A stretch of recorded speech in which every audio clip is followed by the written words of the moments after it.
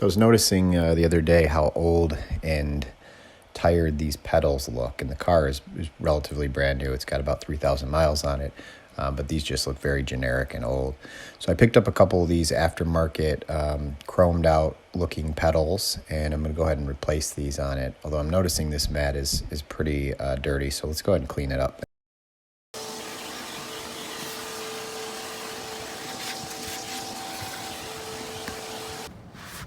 Okay, that's a little bit better. So now you can kind of see where these will line up in relation to the vehicle. So this specific, the gas pedal, or accelerator pedal, I should say, is very thin. So you can see that's super thin. It doesn't have really anything that we need to take off. This is just going to kind of slide up on top of it. And on this, it does have kind of a rubber.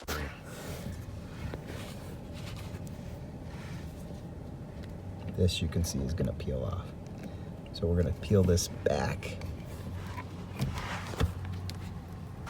and remove it off of the vehicle.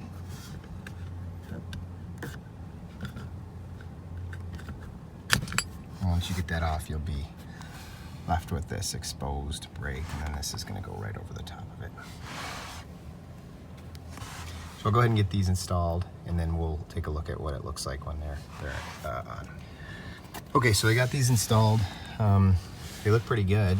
You just got to make sure, it was very easy. It took about 5 minutes. You just got to make sure that the rubber on the back fit snug around all of the portion of the brake or of the accelerator. You just wouldn't want this to come off in the middle of driving, so you just got to make sure it's relatively snug on there.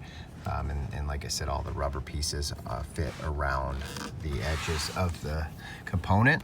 You know, these aren't metal. These are kind of plastic, but with like some sort of applied finish to them that make them look metal. And I think they turn out nice. I mean, if you look at it in comparison to what was on there, this kind of dirty old rubber piece, it does add some flair to the vehicle from the outside. So these turned out really nice. I like them.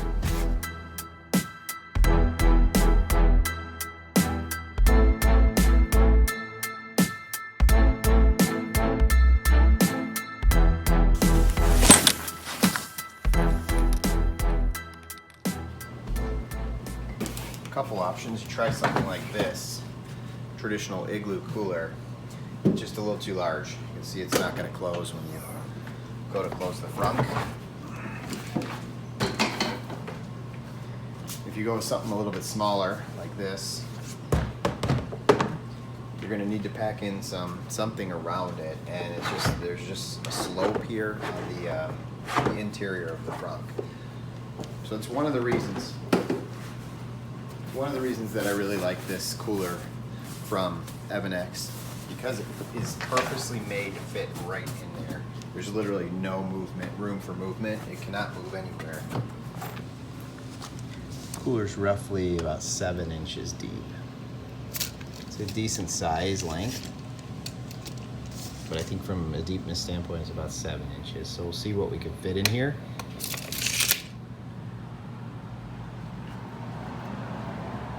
If we look at the height here again, you can see a typical 12-ounce can. There's good room here, even for like a 16-ounce can.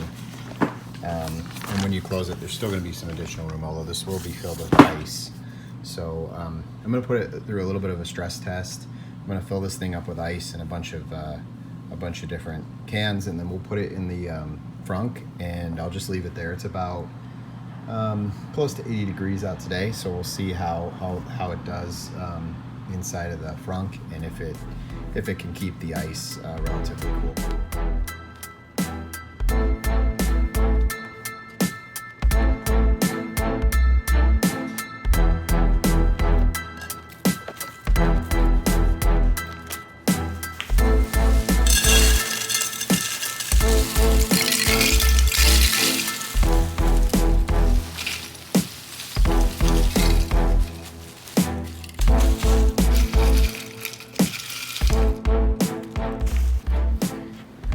Okay, so I've loaded it in the trunk here. Just take a look. Fits perfectly in here. ice around here. Okay, we'll let this sit. I'm gonna go ahead and zip it up. I'll let it sit in here and come back in a little bit and just see how well it's doing underneath this heat. So you can see it's a hot day. Okay, so it's been a couple hours out here in the hot sun. Just popped the trunk. We're gonna take a look, see what we got.